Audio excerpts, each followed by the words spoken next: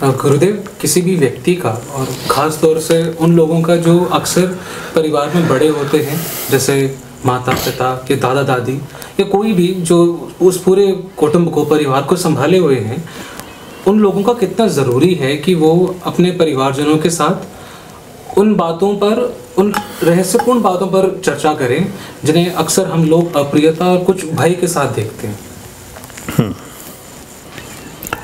मैं हमेशा इस बात को कहता हूँ कि हमें, अगर आपने अपने जीवन के अप्रिय पक्ष को पहले सुलझा लिया तो उसके बाद जो भी कुछ बचा है सब प्रिय ही है, सब श्रेष्ठ और स्वीकार्य ही है, सब अच्छा और बेहतर ही है।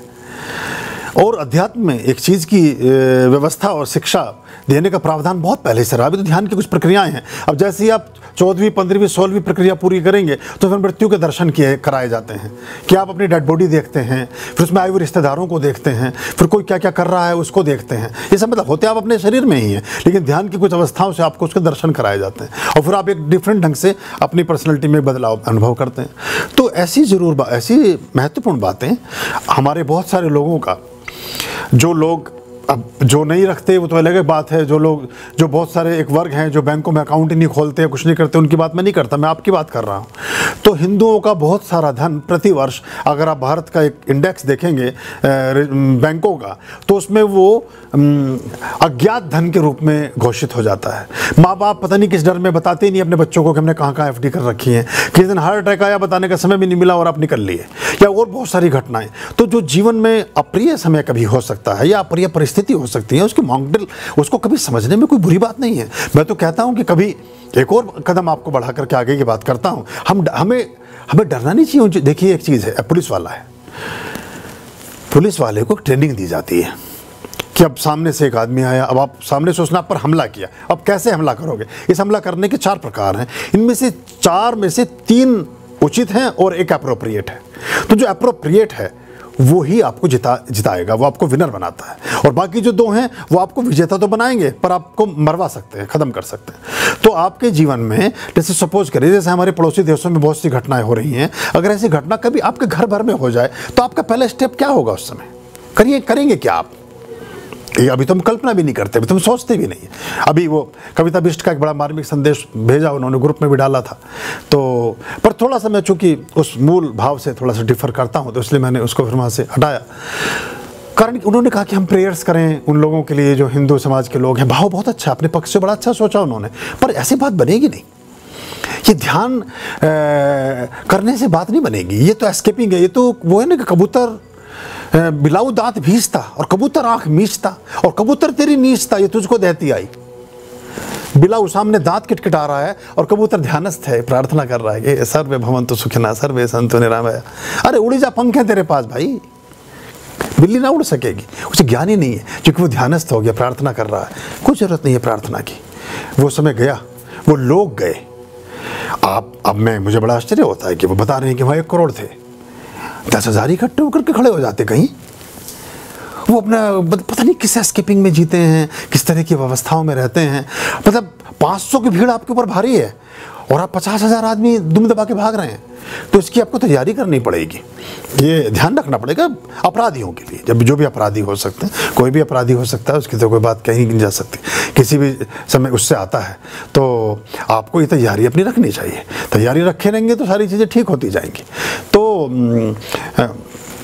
हम ऐसी अवस्थाएं, आपके जो बैंक अकाउंट्स हैं, आपके कहीं खरीदी हुई संपत्तियां हैं, आपके किसी को उधारी ली हुई है कि दी हुई है कि क्या चीज़ें हैं, ये कभी कभी अपने परिवारजनों के साथ जरूर शेयर करना चाहिए। आधिपत्य अपना ही रखिए, स्वामित्व अपना ही रखिए। हमारे देखिए, आप मुझे कोई ऐसा अनाथ आश्रम दिखाएंगे जो सिखों का हो, जो मुसलमानों का हो, जो और कई सारे मजहबों का हो।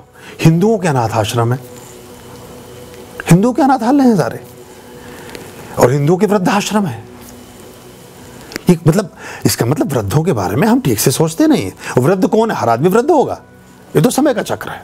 आज जो युवा है कल उसने वृद्ध हो जाना है, तो हम तैयारी किस बात की करते हैं, हम बात किस बात की करते हैं, तो इस बारे में हम सोचते नहीं है कभी। तो हमें अपने चीज़ों के बारे में बताना चाहिए।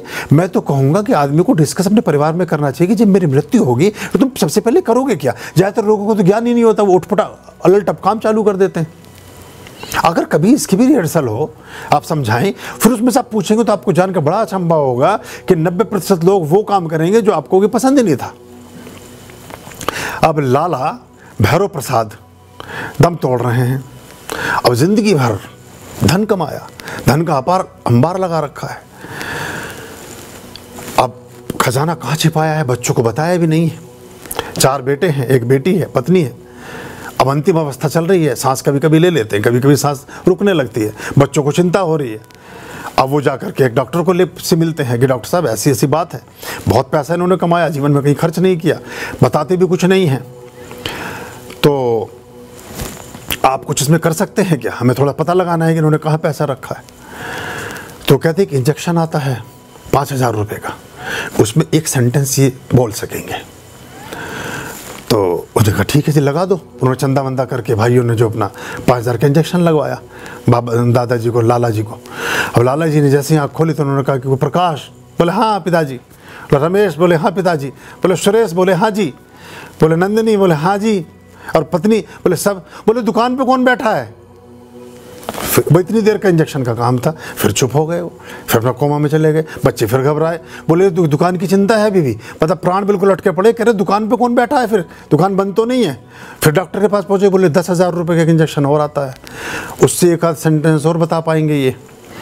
तो उससे कुछ बोले 10,000 भी देने को तैयार है, अब तो अंतिम अवस्था है, पता तो चले कि खजाना कहाँ रखा हुआ है। अब वो 10,000 का इंजेक्शन फिर सेठ जी को लगाया जाता है।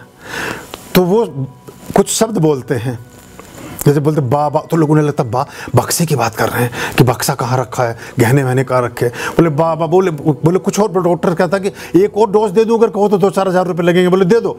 तो कहता है वो बछड़ा झाड़ू चबा रहा है, बछड़ा झाड़ू चबा रहा है, वो देखो झाड़ू, 30 पैसे की झाड़ू खा गया वो। लाला जी तो लाला जी,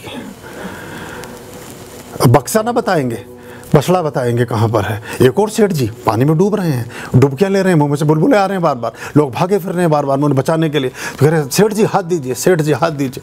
और सेठ जी ना बुलबुले छोड़ें और ऊपर नीचे को डुबकियाँ खाएं। उनकी पत्नी भागी भागे, ये बोले ना ना ना, हाथ लीजिए मत, इनसे हाथ दीजिए मत बोलिए, इनको कहिए हाथ लीजिए, इन्होंने कभी कुछ दिया ही नहीं है किसी को, आप हाथ दीजिए बोलिए तो एकदम दे देंगे। बोले आप हाथ लीजिए, तो जैसे ही उन्होंने कहा लीजिए, उन्होंने हाथ पकड़ लिया, तब लाला जी को बाहर निकाला। प्राण जा सकते हैं पर हाथ नहीं देना, देना तो कुछ है ही नहीं, हाथ ही क्यों ना हो, भले प्राण निकल रहे हो। तो हाथ दीजिए कि लीजिए, बड़ा समस्या का काम है, ये भी ध्यान रखना पड़ेगा।